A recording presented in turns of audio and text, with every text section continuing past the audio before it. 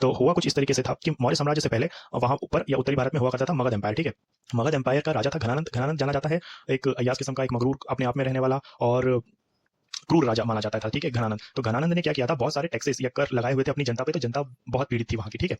अब वहां पर एक बार आचार्य चाणक्य जो कि राजनीति के प्रकांड विद्वान थे, ये जाते हैं उनके दरबार में और उनको बोलते हैं कि कुछ समस्याओं को लेकर के, कि कैसे प्रजा दुखी है करों को लेकर के, और किस तरीके से छोटी छोटी टेरिटरी उत्पन्न हो रही है जो कि आपस में लड़ते हैं, जिससे प्रजा का बहुत नुकसान होता है, और हमें एक अखंड भारत का निर्माण करना चाहिए। इस टाइप के अपना एक विजन लेकर जाते हैं वहां पर। लेकिन घनानंद जो कि एक अहंकारी किस्म का राजा था, वो करता है इनका घनघोर अपमान आचार्य चाणक्य का। तो चाणक्य इस बात को से बहुत व्यथित और दुखित होते हैं और एक प्रण लेते हैं अखंड भारत का भी, और एक प्रण लेते हैं घनानंद को समूल नाश करने का, भारत की भूमि से घनानंद या नंद वंश को जड़ से समाप्त करने का, ठीक है।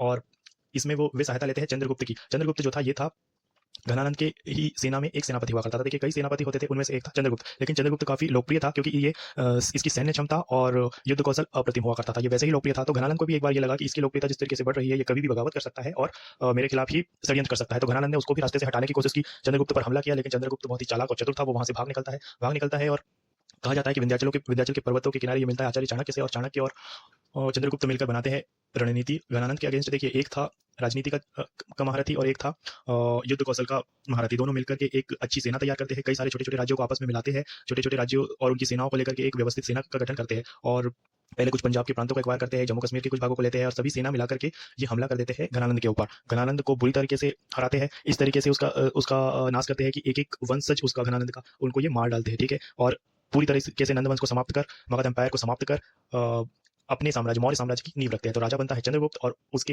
प्रधानमंत्री बनते हैं आचार्य चाणक्य, जिनका की नाम कौटिल्य या विष्णुगुप्त भी हमें मिलता है इतिहास में। तो आपको कंफ्यूज नहीं होना है, आचार्य चाणक्य, विष्णुगुप्त या कौटिल्य एक ही नाम है, ठीक है दोस्तों। इनकी लिखी हुई एक बुक है अर्थशास्त्र, चाणक्य की लिखी हुई एक बुक है अर्थशास्त्र, जो कि राजनीति के ऊपर बेस्ड है, ठीक है दोस्तों। इससे हमें भारतीय इतिहास में काफी कुछ जानने को मिलता है। तो ये वैसे भी बहुत इंपॉर्टेंट है और आपके एग्जाम की दृष्टि से भी बहुत इंपॉर्टेंट